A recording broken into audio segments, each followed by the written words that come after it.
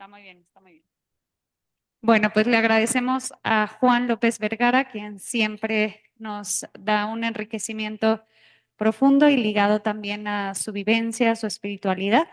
Él tiene el diplomado en Biblia por el Instituto Bíblico Católico de Guadalajara, licenciado en Teología por la Universidad La Salle Guadalajara, doctor por la Universidad de Salamanca en el área de la teología bíblica, especialista en ejercicios espirituales por la Universidad Pontificia de Comillas.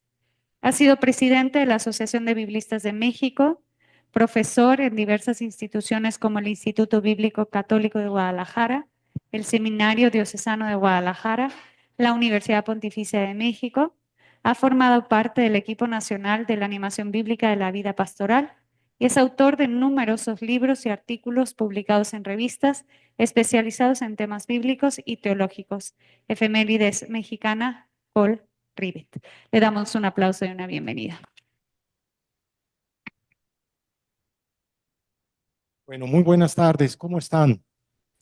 Entonces, Pues más que bien. primero que todo, decirles que para mí, pues es, parafraseando al poeta, el poeta dice, Antonio Machado, cada loco con su tema. Y aquí somos locos con el mismo tema.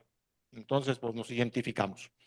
Dar gracias al padre Francisco Nieto, al padre Ricardo Aguilar, a Thais Gea Guinevar, porque han sido un trabajo muy extenso y muy bonito. Muchas, muchas gracias en la promulgación de la palabra.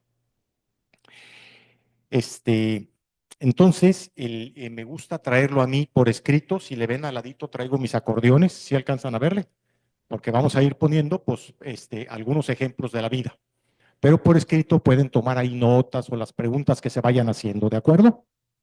Entonces, es la importancia de la oración en nuestro encuentro con Cristo, en particular en los evangelios.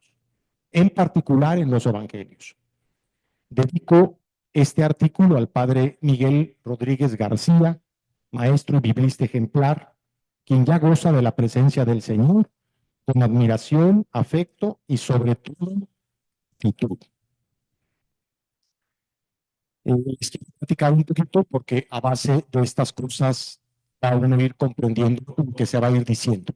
Los ejemplos son de la vida, que a partir de la vida es que nosotros comprendemos el Evangelio.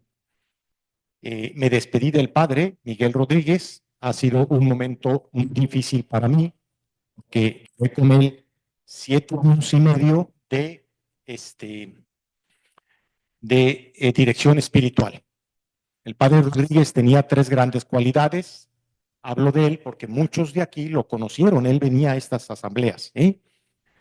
Primero que todo, era un gran sabio, reconocido. La segunda gran cualidad que tenía es que era muy humilde. Y la tercera es que era auténtico. El padre Miguel, cuando me tenía que mover el tapete, me lo movía. Pero cuando me echaba porras, decía, pues no me está dando por mi lado, son de a de veras, ¿no? Y era tan humilde, fue 40 años profesor en el seminario, que si una persona se quería acercar a besarle la mano de los jóvenes, de lo que fuera, inmediatamente la sacaba. Él nada. Era una persona sumamente humilde. Y tuve la gracia de despedirme de él, porque al ir entrando, murió al siguiente día. Al ir entrando, lo estaba cuidando la hermana, y entonces al ir entrando yo le hice así la ceñita, y la hermana me hizo así como que sí, y me quité el cubrebocas al final, besé su frente y le dije, padre, para mí usted ha sido una bendición muy hermosa en mi vida. Y esto fue la despedida, yo vi que la aceptó con mucho cariño. Les platico esto porque vamos a ver algunos textos del Evangelio de Juan. Y el Evangelio de Juan no podía haber sido escrito sino por una persona que recargó su cabeza en el pecho ¿de quién? De Jesús. Entonces Jesús comprendía la paternidad, porque Jesús fue Padre espiritual. Entonces iniciamos introducción.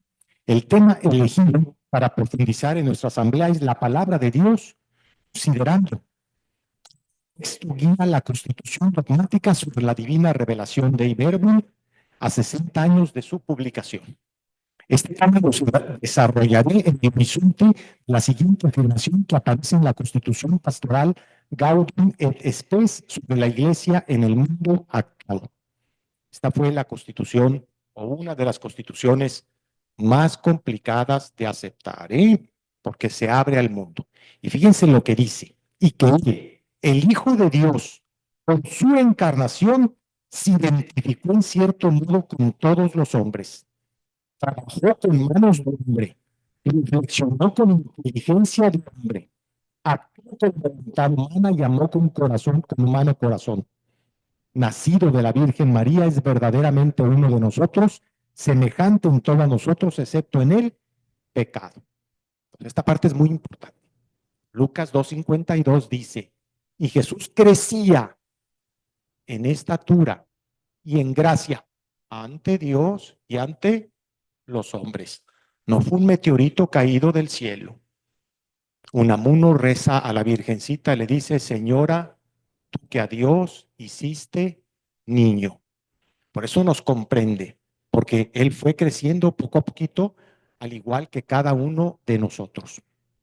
El cardenal Luis Antonio Goquín Tagle, reconocido comunicador, quien ha sido presidente de Cáritas Internacionalis, nos exhorta: permitidme que os cuente algunas historias. En ocasiones las historias pueden ilustrar mejor el misterio. Vemos que el misterio está realmente vivo cuando observamos los hechos de la vida y el modo en que estos misterios son vividos por las personas.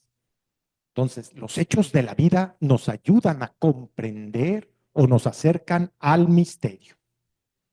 Y a partir de esta recomendación, insertos en la singular circunstancia que estamos viviendo, quiero iniciar citando una clara propuesta que realiza el Santo Padre justo en el relato de su vida. Fíjense bien, o sea, de hechos, de cosas reales, justo en el relato de su vida misma a través de la historia. Ya que estimo, debemos seguirla. Fíjense qué bonito dice el Papa. Tenemos la suerte de conocer ahora a un santo en vida. El Papa la está pasando muy complicada. Donde más le sufre es dentro de la curia, porque hay unos que no lo comprenden. No unos, un montón. ¿Y saben qué dijo de ellos el Papa? En vez de hablar mal de, si así los educaron toda la vida, no queremos, no creamos que pueden cambiar de un momento a otro. Pero está sufriendo el Papa mucho. Dice, yo pienso que de los trágicos años durante los cuales experimentamos la pandemia del COVID-19, un momento que nos hizo darnos cuenta cuán frágil es el mundo y cómo la humanidad necesita detenerse, fíjense bien, detenerse y verse en el espejo para pensar en ello de una manera nueva. Tenemos que detenernos, vernos en el espejo de nuestra realidad para empezar a pensar de una manera que nueva. Esto es muy importante tenerlo claro. En la perspectiva del tema seleccionado, me he propuesto investigar el trascendental significado de la oración en nuestra relación con Cristo y en especial en los evangelios. El Santo Padre Francisco enseña que, oigan qué cosa tan bonita, la oración es el respiro de la fe, es su expresión más profunda, como un grito silencioso que sale del corazón de quien cree, y hay que subrayar, y se confía a Dios. De quien cree y se confía a Dios. La juventud se acumula con casi 36 años de compartir lo contemplado por Cristo a partir del estudio en clave de oración de la palabra de Dios, que tiene su expresión definitiva en quién, en Jesús, el Hijo de Dios. De muchas maneras habló, ahora hablado por medio de quién, de su Hijo. La hermana María del Carmen Fraga, aquí está con nosotros, y García, catedrática de la Universidad Pontificia de México, inicia un artículo de verdad fascinante afirmando que, es un artículo que se acaba de publicar en la revista Col. Fíjense qué bonito dice. Poner mucha atención en esto. En la Iglesia Católica, no siempre la palabra de Dios ha sido significativa para los fieles en general. Solo a partir del siglo XIX de nuestra era, con el pontificado de León XIII y posteriormente el Concilio Vaticano II, con la promulgación de la Constitución Dogmática de Iberbum, acercó la palabra de Dios a los católicos y desde entonces ha venido permeando y ocupando un lugar relevante en la iglesia. Esta es una realidad. Yo todavía lo echaría un poquito más. Cuando yo voy a cumplir, si Dios quiere, el día 9 del mes que entra, 45 años de casado. Cuando andaba con mi esposa, yo fui muy piadoso desde chiquillo, hasta sufrí escrúpulos siendo chiquillo. Un padre me enseñó una cosa muy bonita. Mi tío José, hermano de mi mamá, me dijo: una cosa es sentir y otra es consentir. Ah, qué claridad me dio eso. Fíjense qué sabiduría con poquitas palabras. Y fuimos a misa, mi mujer y yo, y al salir me dice: oye, Juan, ¿y cuál evangelio te gusta más? Pues yo no supe qué contestar. Era muy piadoso y todo, pero ni idea tenía. Entonces, para mí, el signo de los tiempos más esperanzador y más importante es que en la Iglesia Católica se está recuperando lo que significa la palabra de quién, de Dios. Os confieso, infiero que semejante redescubrimiento de la palabra de Dios en la vida de la Iglesia es el signo de los tiempos más esperanzador. El entrañable exegeta y cardenal jesuita Carlo María Martini, a quien considero un padre de la Iglesia contemporánea, nos abre su corazón. Oigan, qué hermoso dice.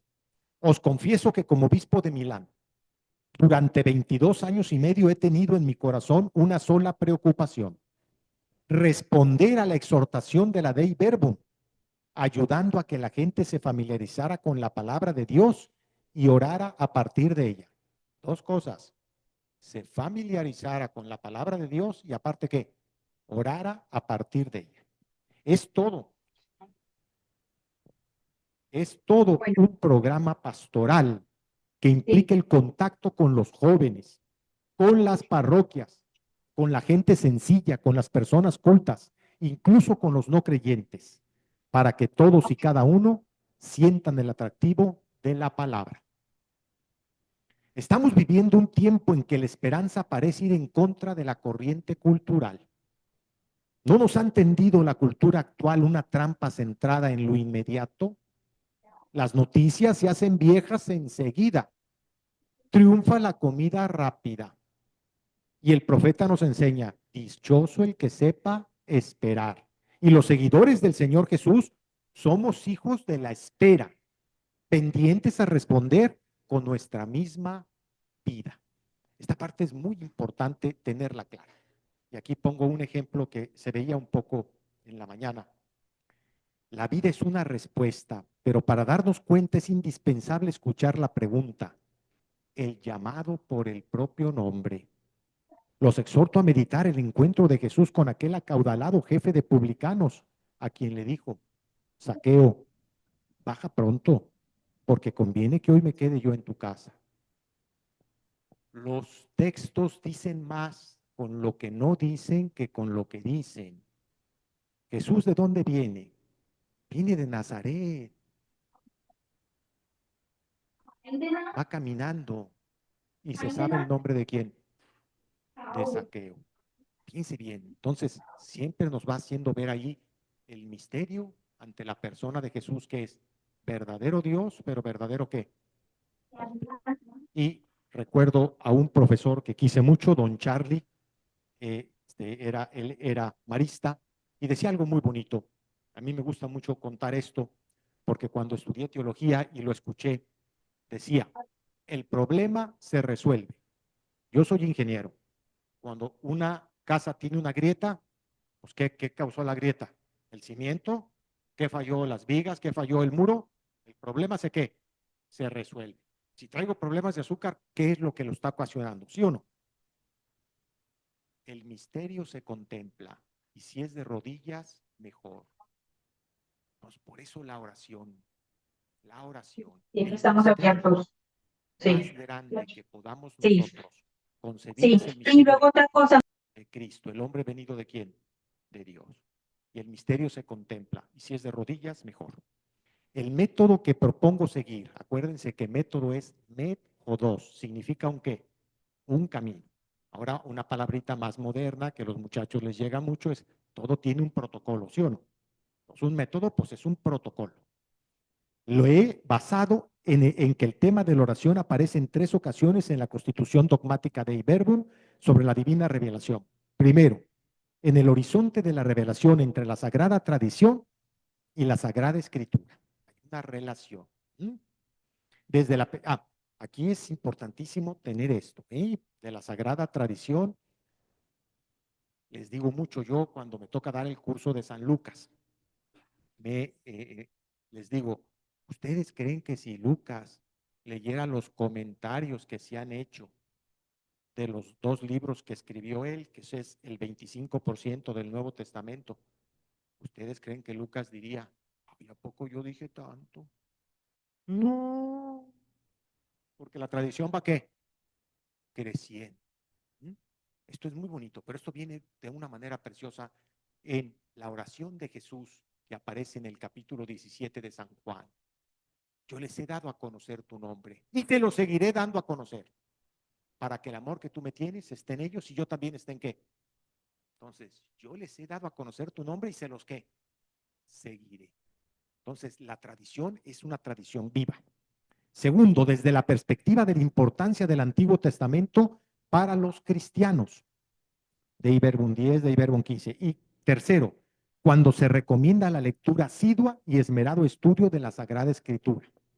Hay que ponerle, subrayarle esmerado estudio, porque no es nomás leerla y leerla, hay que estudiar para saber qué es lo que significa. ¿Sí me explico?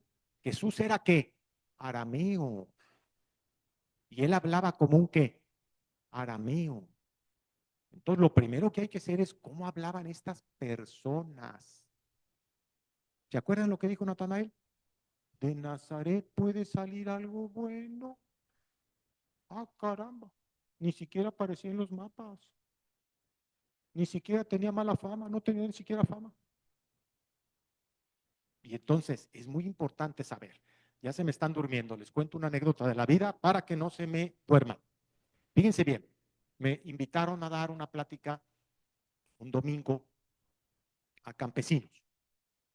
Y entonces querían que fuera el evangelio del domingo, y es cuando Pedro va con Jesús y le dice, oye Jesús, oye maestro, ¿hasta cuántas veces debo perdonar? ¿Se acuerdan? ¿Hasta 7 veces? ¿Y qué le dijo Jesús? Ni más paloma. ¿Hasta 70 veces qué? Fíjense el corazón de Pedro, ya perdonar 7 veces se ocupa tener un gran corazón, ¿sí o no? Y yo con las palabras más sencillas, más tranquilas, les dije, miren, era una forma de hablar de Jesús, porque es palabra de Dios, pero escrita por hombres y a la manera ¿qué? Humana. Entonces, en aquel tiempo, 70 veces 7 significa siempre, sin excepción. Él se va al cielo muriendo. Padre, perdónalos porque no saben lo que hacen. Y estaba ahí el abuelo con sus guarachotes sentado, yo así parado, un abuelo y el nieto al lado. Abuelo, no entendí. ¿Qué no entendió, muchacho? Eso de 70 veces 7 significa un chingo. Ya entendí, abuelo. Una mala palabra se convirtió en una buena ¿qué? Palabra. Porque eso es de nuestro ¿qué? Lenguaje. Esta parte es muy importante tenerla clara. Saber a qué auditorio nos vamos a qué? A dirigir. Y decirlo en palabras sencillas y dejarnos ayudar por estas personas. Primero, la relación entre la Sagrada Tradición y la Sagrada Escritura.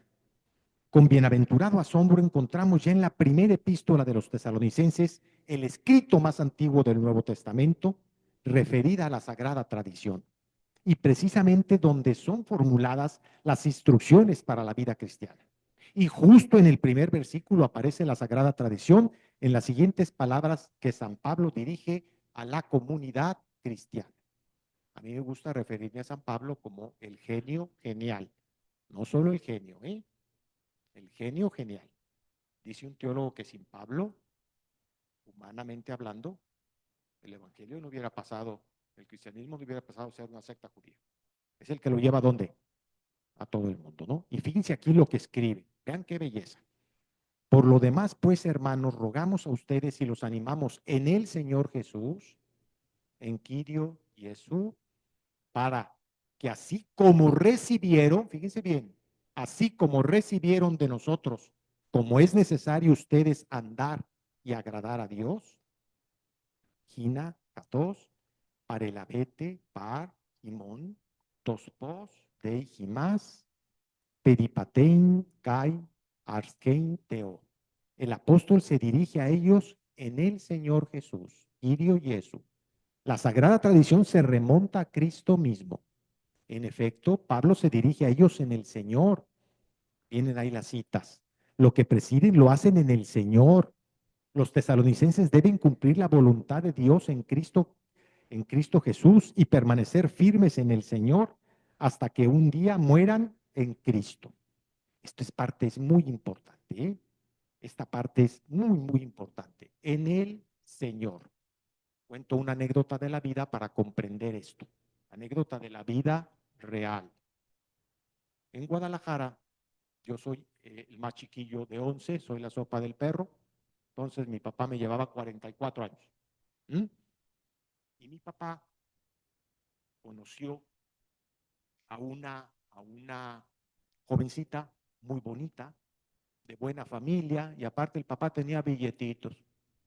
Así que le sobraban pretendientes, porque era amable como ella sola, ¿sí o no? ¿Y qué creen que dijo la muchachita? Yo me quiero ir de monjita. Pero no de monjita un orden de monjitas catrinas, que también las hay, en Guadalajara yo conozco 2, 3, también hacen mucho bien, pero ¿dónde creen que se quiso ir la monjita? Para África. Y en aquellos tiempos que estaba más complicado. Y entonces se fue. Entregó su vida a Cristo, ¿en dónde? En África. Cuando ya estaba mayor, vuelve para Guadalajara. El médico que la atendió, porque traía problemas de memoria, conocía la historia de la monjita. No le cobró, estaba en un 5º piso y se bajó a despedirla hasta la puerta del coche. Yo me vacilo mucho a las monjitas porque les digo que se parecen mucho a Jesús, a los apóstoles, porque siempre andan de 2 en 2. Entonces iba una monjita jovencita manejando y la otra monjita al lado, ¿de acuerdo? Y la monjita jovencita, el doctor le diagnosticó que tenía a la monjita mayor Alzheimer, que iba a ir perdiendo la memoria y que iban a hacer para que fuera lo menos difícil, ¿no? Y ya iban caminando, la monjita jovencita muy lista, vio a la monjita mayor con una paz tremenda, pero a toda madre, perdón, pero a todo dar, a todo dar.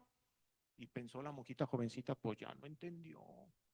Y con mucha finura le dijo, oiga madre, ¿qué le pareció el diagnóstico del doctor? Hermana, a estas alturas del partido, tengo algo muy claro. Si yo me llegara a olvidar de Jesús, Él nunca se va a olvidar de quién, de mí. Fíjense qué precioso. La fe es un encuentro con quién, con Cristo, con una persona. Ok, sí. Entonces la fe es el encuentro con una persona. Seguimos. El verbo paralambano significa aprender, recibir, aceptar, como en este caso a la sagrada tradición. En la lógica interna de la fe cristiana, el apóstol les recuerda la sagrada tradición que recibieron de él mismo. La recibieron de él mismo. Alois Grillmeyer, jesuita, quien fue miembro de la Comisión Teológica del Vaticano II, en una investigación sobre Clemente de Alejandría considera que Jesús, el Logo encarnado, por su entrada en la historia lo convierte en centro de esta y en culminación de las epifanías del Antiguo Testamento. En la Constitución dogmática de Iberbum sobre la importancia de la Sagrada Comunión, en la andadura cristiana, vemos: la Sagrada Tradición, pues, y la Sagrada Escritura constituyen un solo depósito sagrado de la palabra de Dios. Confiando a la Iglesia fiel a este depósito, todo el pueblo santo, unido con sus pastores, en la doctrina de los apóstoles y en la comunión, oigan qué bonito, persevera constantemente en la fracción del pan y en la oración. En la fracción del pan y en la oración. De suerte que prelados y fieles colaboran estrechamente en la conservación, en el ejercicio y en la profesión de fe recibida. Pero el oficio de interpretar auténticamente la palabra de Dios, escrita o transmitida, ha sido confiado únicamente al magisterio vivo de la Iglesia, cuya autoridad se ejerce en nombre de Jesucristo. Dei verbum, más claro no puede ser. Debemos tomar conciencia que es a través del episcopado la forma en que se continúa ininterrumpidamente el ministerio de los apóstoles en la iglesia. Debe interpretar con autoridad apostólica la doctrina de la fe confiada por los apóstoles y la Sagrada Escritura. Y con ello contribuye esencialmente a garantizar la recta conservación de la tradición apostólica. Un ejemplo de la vida que a la hora que yo lo leí, la verdad se me rasaron los ojos por su autenticidad. En un libro que el Santo Padre Francisco hace el prólogo de unos periodistas, porque ya ven que los periodistas o pueden ser que lo confunden a uno todo, o pueden ser realmente gente derecha. El padre, el Santo Padre hace el prólogo diciendo que lo que está ahí, él está de acuerdo. El Santo Padre, cuando llegó, a los pocos años dijo, ahora yo quiero ya, no, cuando se hace esta celebración, no lavar los pies solo a 12 varones, sino que se inscriban 6 varones y 6 ¿qué? Mujeres. Un escándalo, que para qué quiere. Pero esto nunca ha pasado. ¿Cómo? Pero el Papa cuando dice, cuando habla, porque es muy buena gente, pero también tiene sus... Pues ya, tocaron 6 mujeres y 6 ¿qué? Varones. ¿Pero qué creen que pasó? Al siguiente año o a los 2 dijo, ahora yo quiero ir a celebrar en la cárcel. No quiero acá con tantos lujos, tantas cosas, en la cárcel. Pidan permiso para que yo vaya ahí. Y fue a celebrar a la cárcel. Y dijo el padre, díganle a los que se quieran inscribir para que yo les lave los pies. Fue a la cárcel de varones. Al poquito tiempo llegan con el Papa y le dicen, ¿qué crees? Estaba muy complicada la cosa. ¿Por qué? ¿Qué pasó? Es que uno que dice que quiere que le lave los pies es un trans. ¿Qué creen que contestó el Papa? Que me lave, que si le lavo yo los pies, es un hijo de Dios. Fíjense qué cosa tan bonita. Si le lavo yo los pies, es un hijo de quién. Me dijo a mí el padre Miguel Rodríguez, que en paz descanse. Lo más difícil, él se refería a hermanos con una tendencia sexual diferente. Lo más difícil para ellos es aceptarse a quién, a sí mismo. Entonces, fíjense, él lo vio como un hijo de quién. Yo creo que esto hay que tenerlo muy clarito y abrir nuestra mente con estas personas a tener con ellos siempre respeto y consideración. Les digo yo una anécdota de la vida. Si yo contara un chiste de hermanos homosexuales, cometo un pecado mortal grave. Esto me di cuenta hasta los 40 años. ¿Por qué? Llegó un día mi hijo mayor, me dice, oye papá, es el que tenemos la nietecita, me dice, oye papá, vengo muy triste porque fíjate que un compañero mío, sí, ¿qué pasó con un compañero tuyo?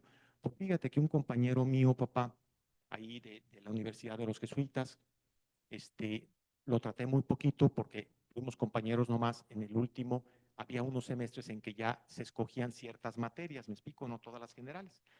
Y fíjate que se suicidó y me dio mucha tristeza. Ay, pero ¿por qué se suicidó, hijo? Es que fíjate, papá, que fue en la noche con su mamá y le dijo, oye, mamá, ¿a ti te han gustado algún día las mujeres? Ay, ¿por qué me preguntas eso tan feo? Qué feo que me digas eso. Es que a mí tampoco, mamá. Hijo, no le vayas a contar eso a tu papá, que tu papá no lo va a comprender. Al siguiente día, un frasco de pastillas, se fue a correr por los campos y ahí quedó que. A partir de ahí, yo dije, cuidado. Lo menos que puedo tener con estos hermanos nuestros es que respeto, consideración y más en un mundo tan confundido como el que estamos viviendo. Porque hay una confusión tremenda. Termino nomás diciéndoles esto. Si yo tuviera esa situación, o un hijo mío, o una persona cercana, con la experiencia que yo tengo, le diría, ofrécele al Señor vivir tu celibato. Yo es lo que creo que iría como más acorde con lo que el Señor Jesús quiere de nosotros. Seguimos. Segundo, la importancia del Antiguo Testamento. Y viene sobre todo una cita del padre, fue un gran maestro mío, el padre Félix García. Jesús de Nazaret apela al Antiguo Testamento, al testimonio de las Escrituras. Investigan las Escrituras. Eraunate tas grapsas, ya que ustedes creen en ellas tener vida eterna. Y fíjense bien, y ellas son las que testifican sobre mí. Las Escrituras son manantial de vida que nos conducen a Jesús, quien es el centro y la culminación de las Escrituras. Felipe encuentra a Natanael y le dice: aquel de quien escribió Moisés y también los profetas, lo hemos encontrado, Jesús, el hijo de José, el de Nazaret. En la constitución dogmática de Iberbum, en el horizonte de lo significativo del Antiguo Testamento para los cristianos, vemos la economía del Antiguo Testamento estaba ordenada sobre todo para preparar, anunciar proféticamente y significar con diversas figuras la venida de Cristo Redentor universal y la del reino mesiánico. Mas los libros del Antiguo Testamento manifiestan a todos el conocimiento de Dios y del hombre. Me brinco. Por tanto, los cristianos han de recibir devotamente estos libros que expresan el sentimiento vivo de Dios. Oigan, qué preciosura. El sentimiento vivo ¿de quién? De Dios.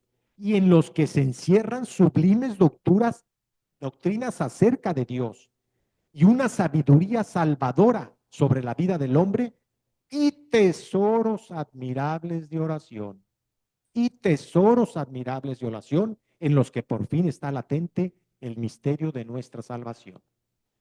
Los exhorto a seguir el movimiento delicadísimo de la revelación del Señor Jesús, quien, insisto, manifiesta con toda claridad que son las Escrituras las que testifican martirusai sobre él, al grado que podemos afirmar: ay, cuando yo escuché del padre Félix García, fue mi maestro, fue buenísima gente conmigo.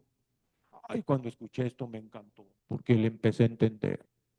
Oigan la cita del padre Félix García: sin el Antiguo Testamento no existiría Jesucristo. Existiría Jesús de Nazaret, que padeció bajo Poncio Pilato y fue crucificado, pero no Jesucristo como redentor del mundo. El Antiguo Testamento es el horizonte decisivo para la percepción del significado salvífico del Jesús histórico. Las Escrituras dan testimonio ¿de quién? De mí. Y justamente entre los tesoros admirables de oración a los que se refiere la constitución dogmática de Iberbum, sobresalen los salmos que entrañan el mismísimo arcoíris de la experiencia humana. El cardenal Gianfranco Ravasi realiza una antología de breves comentarios a los salmos más queridos por la tradición y la liturgia. La esperanza es que todos los fieles se nutran en plenitud de estos maravillosos tesoros de oración, como el Concilio Vaticano II definió que el salterio. El tesoro de la poética fervorosa del pueblo elegido, que abriga vivas expresiones del alma y de una fe personal, preservando la aurora de la esperanza en las promesas de Dios, ha sido conservado en el salterio, que en hebreo se llama Tehilim, o sea, himnos. El padre Eduardo Michel Flores, ustedes muchos lo conocen, no vino en esta ocasión porque lo invitaron a dar ejercicios a un grupo de sacerdotes jóvenes. Tiene una espiritualidad muy hermosa. El padre Eduardo Michel Flores se refiere al Salmo 139 como un himno de alabanza individual con resonancias sapienciales y considera con singular finura. Esto lo acaba de escribir en una revista que salió de la Comisión Episcopal Pastoral. Dice: quizás lo más maravilloso de todo es que este salmo, el 139, revela el amor personal de Dios por cada uno de nosotros. Nos formó en el vientre de nuestra madre con amor y cuidado infinitos. Él nos conoce desde antes de nuestro nacimiento y cada día de nuestra vida está inscrito en su libro. Fíjense qué belleza. Cada día de nuestra vida está inscrito en qué? En su libro. Es de verdad único el carácter litúrgico del Salterio, escrito con el calor del más íntimo fervor del pueblo escogido por Dios. Este contiene la maravillosa colección de cantos de Israel, de su lírica religiosa. El Salterio fue el cantoral del templo y de la sinagoga antes de convertirse en el de la iglesia cristiana. En fin, el Salterio que tenemos constituye el final de una colosal empresa que entraña sorprendentes y profundos y bellísimos matices, abriendo un camino de esperanza. Porque el Papa nos llama este año, somos peregrinos de qué? De la esperanza. Tercer punto, lectura asidua y estudio y esmerado estudio. A mí me tocó, cuando leí esta cita, me la aprendí de memoria y la he rezado mucho. Es de Karl Barth. Karl Barth es un teólogo evangélico, lo invitaron al Concilio Vaticano II. Imagínense, si a un evangélico lo invitan al Concilio Vaticano II, lo que le han de haber reconocido, ¿sí o no? Y Karl Barth no quiso ir. Pero fíjense qué bonito dice Karl Barth. La oración sin el estudio de la palabra de Dios está vacía. Piénsenlo. Cuando nosotros rezamos un Padre Nuestro, estamos rezando palabra de Dios. El Ave María, la mitad tiene. ¿Ves? Cuando rezamos un salmo, ¿es palabra de quién? De Dios. Pero fíjense bien, el estudio, la oración sin el... porque cuando le decimos a Jesús, santificado sea tu nombre, ¿qué significa eso? No sé si me explico. ¿Qué significa santificar el nombre de Jesús? Tenemos que estudiarlo. ¿Qué significa eso? ¿Sí me explico? O sea, tenemos que estudiar. ¿Qué significa eso del nombre? Etcétera, ¿no? O sea, porque si no, no lo vamos a entender. Pero fíjense qué bonito dice Karl Barth. La oración sin el estudio está como vacío, pero el estudio sin la oración está ciego. Pongan mucha atención. El estudio sin la oración está ¿qué? Ciego. Por eso es importante el estudio, pero el estudio de la mano de ¿qué? De la oración. ¿Mm? Y es lo que ahorita vamos nosotros a tratar de trabajar. Lectura asidua y esmerado estudio. Se recomienda una lectura constante y un estudio cuidadoso. Esto para compartir con intensidad expresiva la palabra divina, recibida en el camino de la interioridad con plenitud de vida y conciencia, en atenta escucha y principalmente en actitud orante, en particular quienes se dedican al ministerio de la palabra. Es necesario, pues, que todos los clérigos, sobre todo los sacerdotes de Cristo y los demás que como los diáconos y catequistas se dedican legítimamente al ministerio de la palabra, se sumerjan en las escrituras con asidua lectura y con estudio diligente, para que ninguno de ellos resulte predicador vacío y superfluo de la palabra que no la escuche en su interior. De igual forma, el Santo Concilio exhorta con vehemencia a todos los cristianos, en particular a los religiosos, a que aprendan el sublime conocimiento de Cristo, con la lectura frecuente de las divinas escrituras, porque es desconocimiento de las escrituras, es desconocimiento de ¿quién? De Cristo. Pero no olviden que debe acompañar la oración a la Sagrada Escritura, que se entable un diálogo entre Dios y el hombre, porque a Él hablamos cuando oramos y a Él oímos cuando leemos las palabras divinas. Incumbe a los prelados, en particular la doctrina apostólica, instruir oportunamente a los fieles, a ellos confiados, para que usen rectamente los libros sagrados, sobre todo del Nuevo Testamento y especialmente los evangelios. Háganse además, aquí viene una parte que es muy bonita, dice, y por medio de traducciones de los sagrados textos que estén provistas de explicaciones necesarias. Les confieso una cosa que les va a dar risa, pero no saben lo bien que me hizo. Cuando yo hice la tesis doctoral, ¿por dónde creen que le empecé? El padre que me la dirigió fue el padre Santiago Guijarro, pero el padre Sancho Scaro me dio un consejo muy bonito. Hay que empezar siempre por lo más fácil. Así de claro. ¿Y por dónde creen que empecé? Por ver los comentarios de la Biblia. Imagínense el que hizo el comentario de San Lucas en la Biblia de Jerusalén. Todo lo que tuvo que estudiar para decir en pocas palabras eso. La Biblia de América, la Biblia latinoamericana tiene cosas preciosas. Cuando le presenté el primer capítulo al padre Santiago Guijarro, dice, oye, ¿y esto lo sacaste de las de esos? ¿Ah? Ay, pues qué abusado te pusiste. Pues no fui yo, fui el padre Sánchez Caro. Porque fíjense, ¿cuánto trabajo tiene que haber de qué? De esto. Entonces, para mí siempre que voy a estudiar un texto en profundidad, lo primero que hago es ver los ¿qué? Comentarios. Seguimos. Todas las personas que se disponen a servir el ministerio de la palabra han de sumergirse en una constante lectura y estudio cuidadoso, ya sean sacerdotes consagrados, diáconos, catequistas, y realizar el ministerio de la palabra en sintonía con el ejemplo de Jesús, de frente a cualquier sectarismo. El cristianismo surge de una persona, Jesús de Nazaret, desde dentro de una historia particular.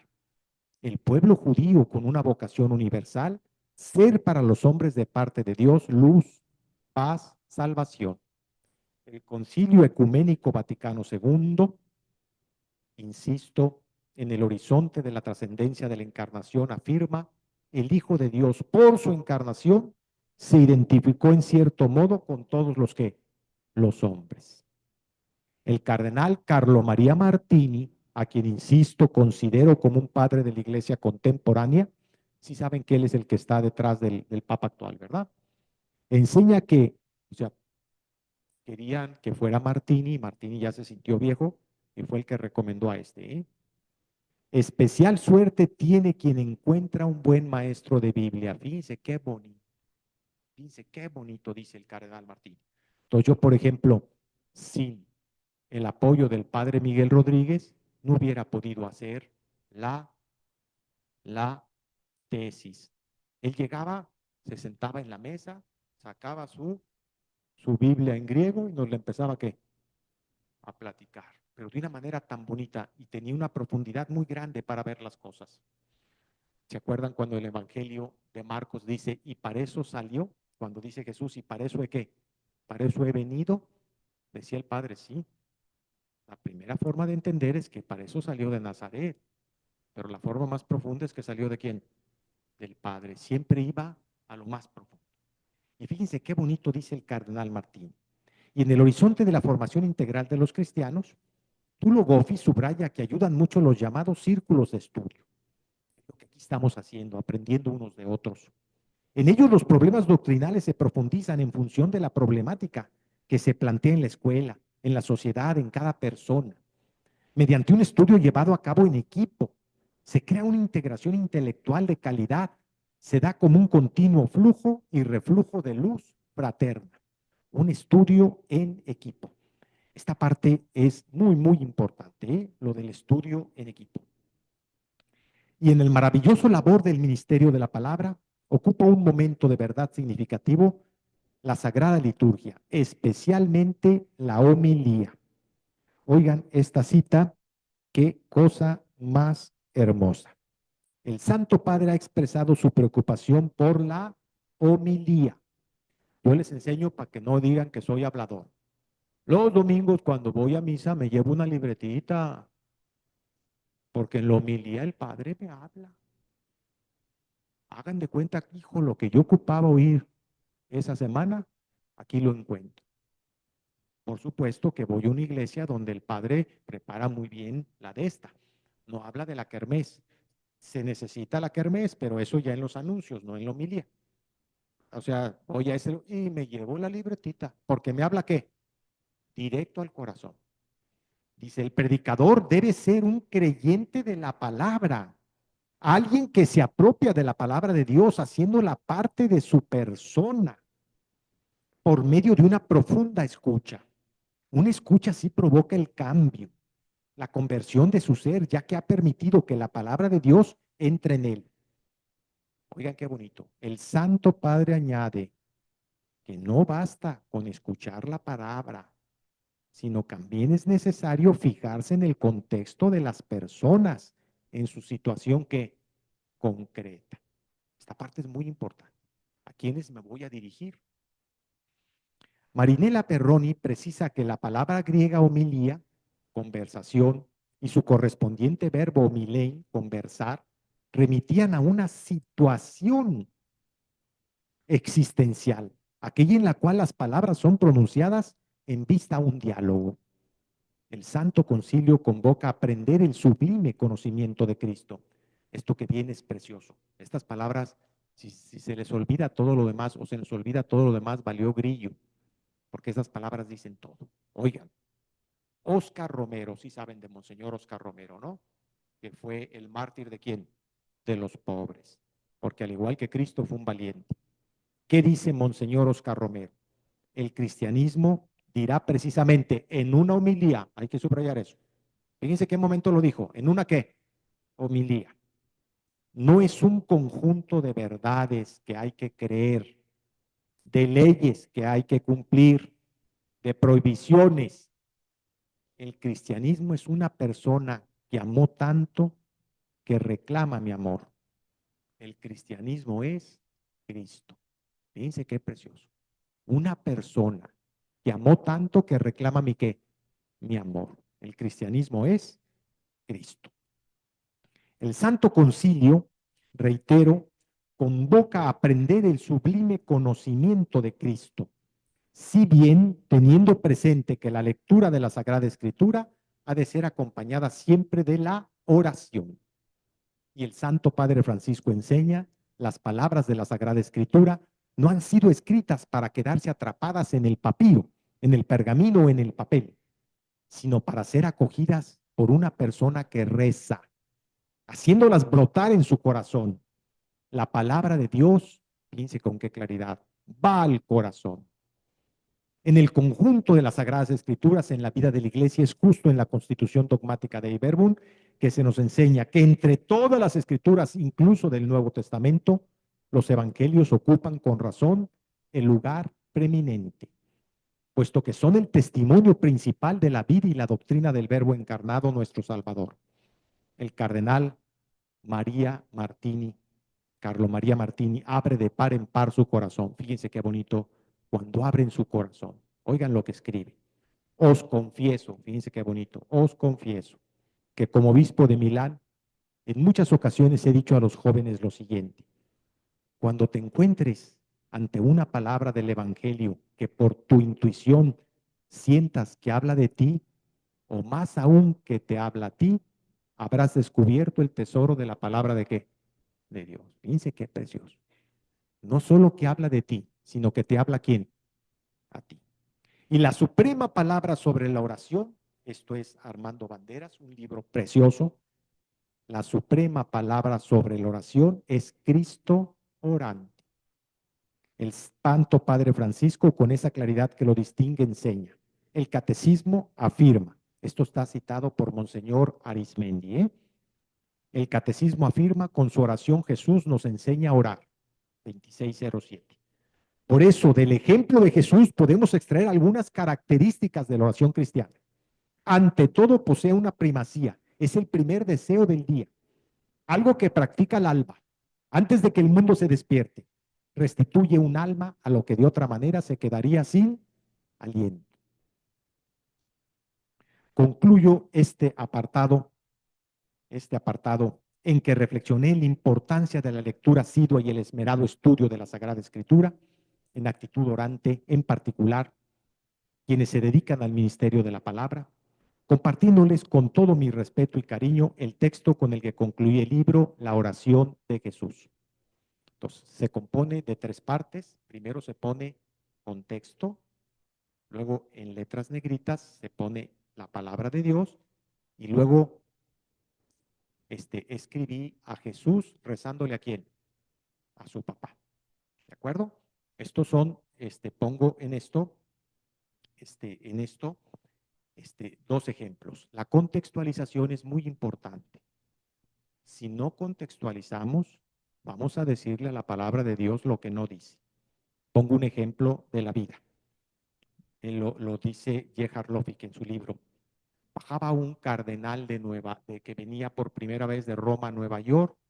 Tenía fama de ser una persona muy buena gente, una persona entregada a los pobres y muy buena gente. Y lo invitaron a Nueva York. Iba bajando las escaleras y se le acerca un reportero. ¿Y qué creen que le preguntó? Señor cardenal, ¿va a ir usted a algún centro nocturno en Nueva York? Y el cardenal, para quitárselo de encima, le contestó con una pregunta. ¿Qué? ¿Hay centros nocturnos en Nueva York? Todo el mundo se fue riendo y vámonos. Al siguiente día, lo primero que preguntó el cardenal, palabras textuales con comillitas, ¿qué hay centros nocturnos en Nueva York? ¿Se fijan que descontextualizar hace que digan exactamente lo contrario de lo que quiso decir? Por eso, primero contextualizar. Luego lo de las negritas, había un sacerdote en Barcelona que había escrito un libro muy bonito sobre Jesús. Quedan 10 minutos. Había escrito un libro muy bonito sobre Jesús. Y entonces él andaba él caminando y iba a tomar un taxi y al tomar el taxi vio que el taxista tenía su libro en el asiento de adelante, al ladito. Y le dijo, el sacerdote no traía alzacuello así, y le dijo, oiga, ¿me puedo sentar aquí adelante? Sí, espéreme, nomás deje quitar el librito, ya lo quitó. Y el padre, sin decirle que era él, oiga, ¿y este librito lo ha leído? Mire, la pura verdad, yo no soy muy religioso, pero mi vieja sí, perdón, mi esposa sí es muy religiosa. Me dijo, léelo, porque a ratos tienes toda la chamba del mundo y a ratos nada, mira, te va a gustar. Dice, padre, la verdad, señor, la verdad es que lo he estado leyendo, pero lo que más me ha gustado es lo que viene en letras negritas. ¿Y qué es lo que viene en letras negritas? Los textos de la ¿qué? De la escritura. Entonces, el contexto importante, pero a donde hay que ir es a ¿qué? Al texto de la escritura. Por ejemplo, Jesús no rezaba el Padre Nuestro. Van a decir, ¿cómo dices eso? Jesús no rezaba el Padre Nuestro completo, porque el Padre Nuestro dice, perdona nuestros pecados como también nosotros ¿qué? Y Jesús no tenía pecado que le perdonaran. Tenía clara conciencia de eso. Por eso dice, cuando oren, ¿qué hagan? Digan. Por eso el contexto es muy importante. Y ahora termino poniendo esto a ver qué les parece. Primero el contexto. Un sordo gemido sufriente emanaba de su frágil cuerpo, exhausto y apaleado. Algo que es muy claro históricamente hablando es que lo más probable es que a Jesús lo crucificaron completamente desnudo, porque había que oprimir a la persona. Y Jesús tenía el corazón más puro y limpio. Fíjense lo que dijo, el que ve con malos ojos a una mujer, ya cometió adulterio ¿en qué? En su corazón. Entonces, para una persona morir así es algo muy humillante. Y a pesar de todo, no murió la bondad que lo identificaba, palpitando en el fondo de su ser, al realizar el acto supremo de caridad, dar su vida. Su corazón ciertamente se detuvo, si no, no hubiera resucitado, pero nunca dejó de qué, de amar, porque Dios es qué, amor. Luego viene el texto, después de todo esto, sabiendo Jesús que ya estaba todo cumplido, para que se cumpliera la escritura, dice, tengo sed. Había ahí una vajilla llena de vinagre. Sujetaron una rama de hisopo, una esponja empapada en vinagre, y se la acercaron a la boca. Cuando tomó Jesús el vinagre, dijo, todo está cumplido, e inclinando la cabeza, entregó el qué, el Espíritu. Viene la tercera parte, cuando ponemos a Jesús rezándole a su papá. Pero esto viene de los ejercicios espirituales de San Ignacio, porque dice, adquirir conocimiento interno de Cristo para en todo amar y servir. Cuando yo hice los ejercicios, los primeros, el conocimiento interno, yo entendía que era conocer a Cristo ¿dónde? En mi interior. Y eso ya es un paso, ¿estamos de acuerdo? Pero San Ignacio no es eso. Conocer internamente a Cristo es conocer el interior de ¿qué? De Cristo. ¿Qué manera más bonita de conocerlo que verlo cuando está rezando? Aquí vienen dos ideas que no me quiero yo adornar, sino que una la leí en un libro del padre Molat y otra de la vida. Y por eso pude escribir esto. Fíjense bien cómo termina Jesús. Abba, está en la cruz. He realizado tu voluntad en cada momento de mi vida. He crecido a la luz de tu gracia y he llegado a la perfección.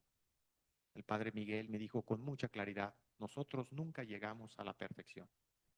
Le preguntaron a un monje que moría en olor a santidad, porque era la persona más caritativa, compasiva y con una piedad preciosa, que les diera un último consejo. Los monjes jovencitos, ¿saben qué contestó? Empiezo a convertirme, porque la vida es un ¿qué? Proceso. ¿Sí? Dice, ahora que todo se ha cumplido, porque así dice Jesús, todo se ha ¿qué? Cumplido, sé que has escuchado mi oración.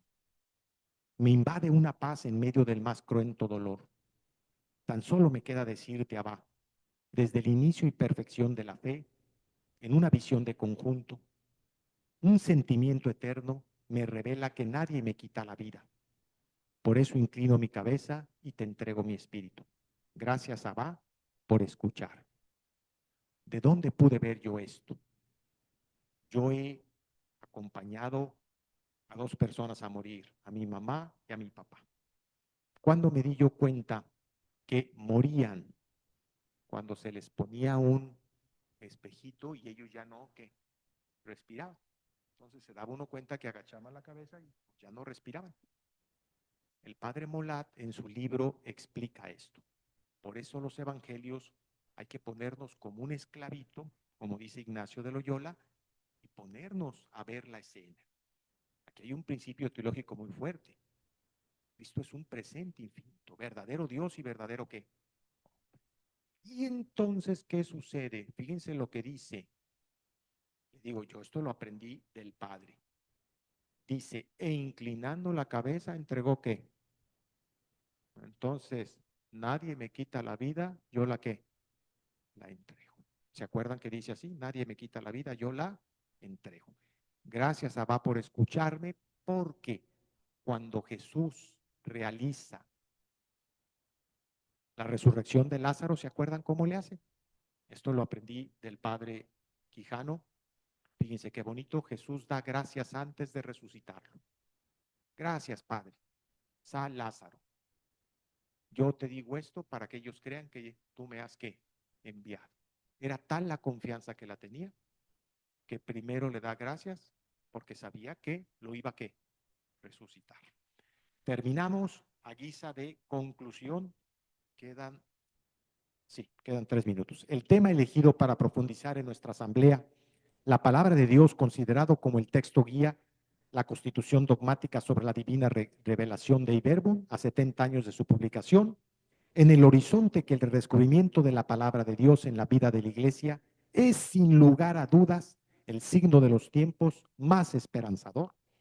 He propuesto reflexionar en torno a la importancia de la oración en nuestro encuentro con Cristo, en particular en los evangelios. En el contexto de la dependencia de la Sagrada Tradición y la Sagrada Escritura, corresponde a los obispos elucidar y transmitir con potestad apostólica la doctrina de la fe legada por los apóstoles, garantizando así la conservación de su tradición. Hemos visto la gran significación del Antiguo Testamento, al grado que es la recta línea para contactar con el significado salvífico de Jesús de Nazaret. Investigan las Escrituras, eraunate tas grafas, ya que ustedes creen tener en ellas vida eterna, y ellas son las que testifican sobre mí. Y el Antiguo Testamento contiene tesoros admirables de oración, entre los que destacan los salmos. Es imprescindible sumergirse en la fascinante vivencia de una lectura constante y un estudio tenaz, siempre en atenta escucha en clave de oración, con el fin de compartir el sublime conocimiento de Cristo, Filipenses 3:8. En nuestro encuentro con Él, justamente en el corazón vibrante de su presencia, lo cual encontramos nada menos. ¿Dónde creen que se encuentra esto? Nada menos que en la convocatoria y mensaje inaugural del Concilio Vaticano II, realizada el 25 de diciembre de 1961 por el Santo Padre Juan XXIII. Oigan qué precioso dice. El reparador de la salvación humana, Jesucristo, quien antes de subir al cielo transmitió a sus discípulos el mandato de llevar la luz del Evangelio a todos los pueblos, les hizo también como apoyo y garantía de la misión que les había encomendado la consoladora promesa. He aquí que yo estoy con ustedes todos los días hasta el fin del mundo. Mateo 28:20. Esta gozosa presencia de Cristo, siempre vive y operante en la Iglesia Santa, se ha manifestado sobre todo en los periodos más agitados de la sociedad y la comunidad humanas. Muchísimas gracias.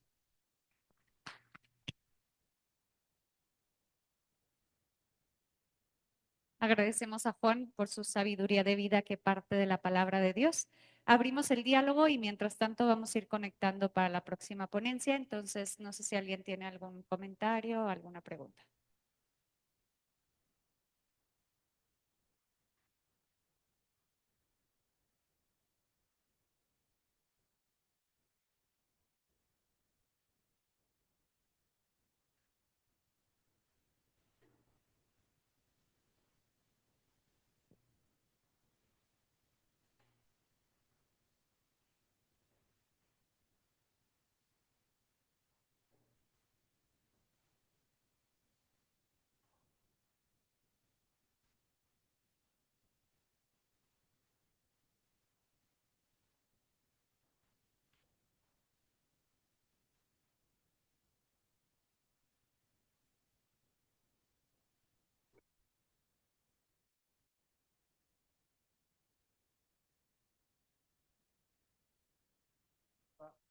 Digo algo muy bonito en torno a esto, ¿no? ¿Se acuerdan que Jesús se le aparece a Pedro y a Jesús resucitado? ¿Se acuerdan? Y le pregunta 3 veces. ¿Qué le pregunta a Pedro? ¿Me amas? ¿Cuántas veces? ¿Cuál es la interpretación clásica? ¿Quién se acuerda? La interpretación clásica, pues le pregunta 3 veces porque lo negó ¿cuántas veces? El cardenal Martini da un paso y hace una interpretación preciosa. Fíjense qué bonito dice el cardenal Martini. Esto con base en que la tradición va creciendo, ¿de acuerdo? El cardenal Martini dice, le pregunta 3 veces porque Jesús tiene un corazón de oro y quiere que Pedro escuche en sus propias orejotas que a pesar de que lo negó, sigue siendo capaz de ¿qué? De amarlo. Pero ¿cuál creen que es la tercera? De un padre mexicano, el padre Priego. ¿Lo conoce alguno? Yo lo vi en el librito. ¿Qué creen que dice el padre Priego? No, Jesús le pregunta 3 veces porque Él es el mismo ayer, hoy y siempre. Y Jesús necesita sentirse amado por Pedro. Y pregunta el padre Priego, en tu oración le dices a Jesús que lo quieres. Fíjense qué cosa tan bonita. Porque es el mismo ayer, hoy y qué, siempre. Y si algo caracteriza al ser humano es que necesitamos amar y ser ¿qué? Amados. A ver, ¿alguna pregunta?